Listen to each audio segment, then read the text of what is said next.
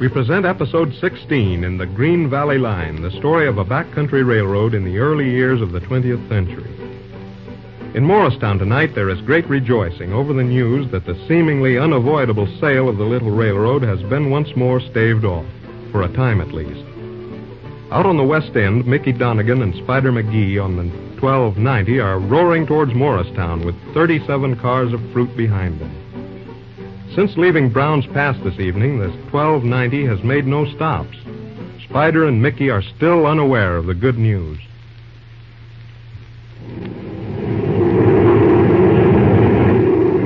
Why the Lord Harry, I'd like to know what's happened this day. Oh, say, listen, you might as well say goodbye to this here job. When the CKW takes over this here streak of rot, you and me is going to be the first to find and get fired. And that ain't nothing. Well, now it's all right for you to be talking. I've been 12 years now in the Green Valley, and I'm getting too old to be drifting round the country. Well, I reckon we'll soon find out. Soon we'll be meeting number 3 at Hilltop Side. When we pull in the gate, we'll find out from the operator what's happened. Keep your eye open for that signal. They might be letting us go through town for the passengers. No chance. The board's clear. Better cut her, Mickey. We'll soon be in the yard limit. Sure, I see him. Hey, lively! Open that gate! Okay. There's number 3 coming up the hill, Mickey. All right. I say, slide over to the depot and ask him how the meat can come out. All right, Joe. Yes, now there'll be a fine staying up round here as Graham gets hold of the Green Valley. Keep on a-going, Mickey. That's enough, Mickey. Tail end's in the clear. Now, where did that shack get to? There he is. Hey, Lively, what's the news? Graham's lost out. What? Sure, they voted him down. There ain't going to be no sale. Ha! Did you hear that, Mickey? What was it he was after saying? Listen, the Green Valley folks won out. Wouldn't that skin you? Why, the holy poker, that's mighty good news. Because it is that. Hey, cut that headlight. Here comes number 3.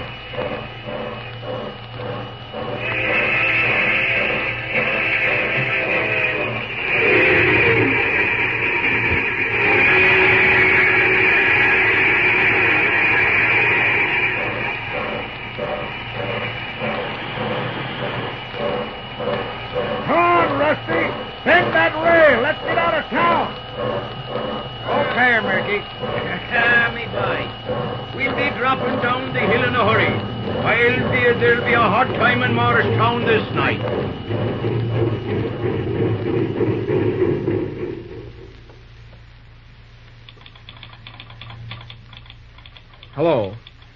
Hello, Colville? Ask Simpson if he can make Unity for number 3. What? Sure, she's right on the dot. He can? All right. Tell him to drop those empties and get out of town. All right. Hello there, William. And Hello. This is where you are, eh? Don't you ever sleep? How are you, Uncle? Come on in and sit down, won't you? Well, I couldn't get any rest at that hotel. This whole town seems to have gone mad. Sure, and you're the hero of the occasion. I guess nobody's likely to go to bed tonight in Morristown. Well, how much longer are you going to be working here, William? Oh, just another half hour. Then Lawson comes on. I've got to see that fruit train in. That's our big money train, you know. Fine. But, this working night and day doesn't look so good to me, young fellow. Oh, I've just got another 2 weeks of this night shift. It's only 4 hours, then we get a full staff. I see. By the way, William, about this mortgage business. Oh, just a minute, Uncle. There's the headlight of the 1290. Oh. She's just dropping down the hill. I've got to give her the semaphore. Okay. Now, what was that you asked me? I'd like to talk over those fall obligations of yours. How do you stand for meeting that mortgage payment? Well, not so good, Uncle. Our earnings have mounted up pretty well this last few weeks, but expenses are pretty high, too. What's that mortgage total? Well, Graham raised 3 different mortgages, 1, 2, and 300,000. 600,000, eh? That's right. Well, that's not serious for a paying road. No, but the first of those mortgages falls due this September 15th. No chance to renew it. It's 100,000. And what arrears of interest? Around 50,000. Well, pretty heavy money, Bill. Yeah. 150,000, eh? What have you in sight? Well, I figure we can meet the 50,000 interest and maybe 30,000 of the principal. Mm-hmm. At 70,000, you'll be still short, eh? That's right. But after the good luck of this morning, I feel sort of hopeful. Yeah, if you don't find that odd 70,000, you'll still lose the railroad, is that it? That's right. What have you got for the red ball? Oh, hello, Morrison. Excuse me a minute, Uncle. Yes, certainly, Bill. How many cars tonight? 37 out of here. Uh-huh. Say, what's this? A meat order? Dexter? Yes, I'm sorry, but can't be helped. You meet the 1010 there. She has a long train of empties, too. They're too big for the passing track, so you'll have to saw by. Well, I guess that won't lay us out much. All right, Mr. Reed. Book me out at 140. All right, Handy. And don't forget to keep 'em rolling tonight. Sure, we'll do that. Good night. Good night. Good-looking man, that, William. Yes, Morrison's a good railroad man. One of the old freight conductors here. Now that we've cleaned out the deadwood, we have a good outfit at the Green Valley, Uncle.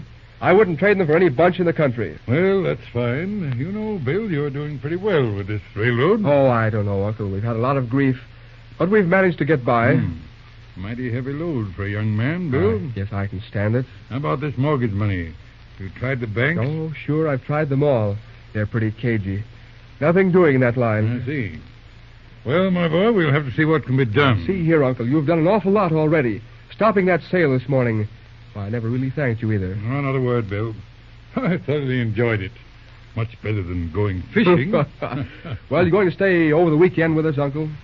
Why, yes, and that reminds me. I'm going to take a run up to the hills tomorrow to see how the trout are biting. Now, how about taking a day off and coming along, William? Uncle, there's nothing I'd like better in the world, but... Never mind the buts. This railroad isn't going to take any harm for a day anyhow, and the holiday will do you good. Well, I'd sure like to. As a favor to me, Bill. All right, Uncle. Guess one day won't hurt. Right. I'll see you then at breakfast in the morning. All right. We'll get Abe Meadows to drive us up to the Big Forks.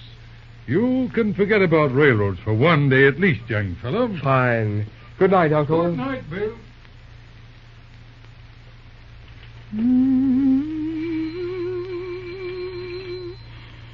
Superintendent's office. Hello, Mr. Friedman. Who? Mr. Reed? No, he isn't here today. What? Yes, he went up to Big Forks with Judge Merrick. Yes, just a fishing trip. They'll be back tonight. Oh, don't mention it. You're quite welcome. Goodbye. George Freeman inquiring where Bill is. I wonder. Good gracious, what a fool I was to tell him where they'd gone. Come in. Oh, hello, Spider. Come in. Why? Well, what's the trouble? I don't know, Miss Carey. Guess I ain't got no right butting into the super's office like this. But it's kind of important. Oh, that's all right, Spider. I'm glad to see you. What can I do for you? I was looking for the super. Mr. Reed, well, you're out of luck, Spider. Gosh darn it, just my luck. Where is he? Out on the road? No, he went fishing with Judge Merrick. They're up to Big Forks. Gee, that's so. Well, I guess it don't matter. But I'd sure like to have a word with him. Now, see here, Spider McGee. What's all the mystery? Oh, 'tain't nothing, I guess. My goodness, first you say it's important, then you say it isn't. I wish you'd tell me what's wrong. All right, I'll tell you, but it's kind of awkward. Spider, is it anything to do with what happened yesterday at the meeting? Well, kind of, you see... Is it because my father is connected with a deal to sell the Green Valley that you don't like to talk to me? I reckon you hit the bullseye right there, Miss Carey. All right, never mind about the relations. If it's something that Mr. Reed ought to know, you better let me have it. It was Ma Flint that tipped me off. There's something funny going on. For heaven's sake, Spider, hurry up and tell me. There's Father coming along the tracks now. He's coming in here. What is it? Did you get a phone from Freeman's office? Sure, just now. I told him Bill had gone fishing. Gosh, you know Freeman's with the opposition. I know it was stupid, but... Listen, your dad was in Freeman's office. Him and Mason. He's kind of sore about yesterday. I reckon they're framing something. All right, listen. Quick before Father comes. Get to the phone. Call Jordan's post office. Yeah? It's on the Big Fork Trail. They may not be past there yet. All right. Tell Jordan to get hold of Bill Reed and Sure. tell him to get back in here right away. Understand? Sure, I'll get right to him. All right, hurry. Oh, my goodness, here's Father. Oh, hello. Good morning, Mr. Graham. Morning, McGee. Morning, Carol. Hello, Father. Well, this is a nice state of affairs, I must say. Entertaining ordinary firemen in the superintendent's office. Nice way to run a railroad. Oh, I don't know. I find Spider rather amusing. Evidently. Where's Reed? My dad, didn't Mr. Freeman tell you? Freeman? What? Well, what do you mean, Carrie? Why, it's perfectly simple. I saw you leave George Freeman's office a few minutes ago. Just before that, George phoned me, and I told him where Bill was. Possibly he forgot to tell you. Really, Carrie? I object to this flippant manner you seem to be acquiring lately. I must say, Father, you changed the subject very neatly. Oh, but let's not quarrel. What can I do for you? Carrie, I want to have a serious talk with you. Oh, dear. All right. I've got a few minutes before I start on the mail. What is it, Father? First, a family matter. Your mother is very much hurt that you have moved to a room in that hotel. It's not a very nice thing for a young girl. Oh, Mother's always talking about being hurt. She'll get over it, and as for going to the hotel, well, it's quite a natural thing. I've a lot of work to do, and the house is so far out. Is that the only reason, Carrie? No, I'll be quite honest, Father. I'm working for the Green Valley Railroad, and you seem to be working against it. If you'd had your way yesterday, the line would have been sold out. Lock, stock, and barrel. Carrie, I know what is best for the Green Valley. The idea that a small road can stand alone in these days is, why, it's absurd. It's not only going to stand alone, but pretty soon the Green Valley line is going to be an important railroad. I see. You're becoming infatuated with the idea of William Reed, eh? Oh, Father, it's all so funny. I see nothing funny in the situation. Oh, don't you see? A month ago, you and Mother were singing the praises of Bill Reed. Now you haven't a good word to say for him. I consider him a traitor to his father's interests. All right, have it your own way, then. Well, what else did you want to talk about? Just a small business matter. There are some papers in the safe here. You have the combination. Please open it for me. Oh, but, Father, you'll have to wait till Bill returns. Why, that's impossible. The matter is urgent. Carrie, give me that combination. Father, I'm sorry. I can't do it. I'm the president of this road. I demand that combination. If necessary, I shall use force to obtain it. Here, stay away from that pole. I tell you, I won't give it to you. Miss Carrie, I just got word that... Oh, excuse Spider, me. don't go. Stay right here. I want you. All right. Father, I think you'd better go. Very well. But understand, I'm going to get that combination. Oh, dear. What is it, Spider? Say, I phoned Jordan at 10 Mile. They went up the trailer piece, found Meadows lying unconscious. No sign of Bill Reed at the judge. Reckon they've run into trouble. Hurry up, Spider. Get the sheriff's office on the phone. Okay, Quick. going.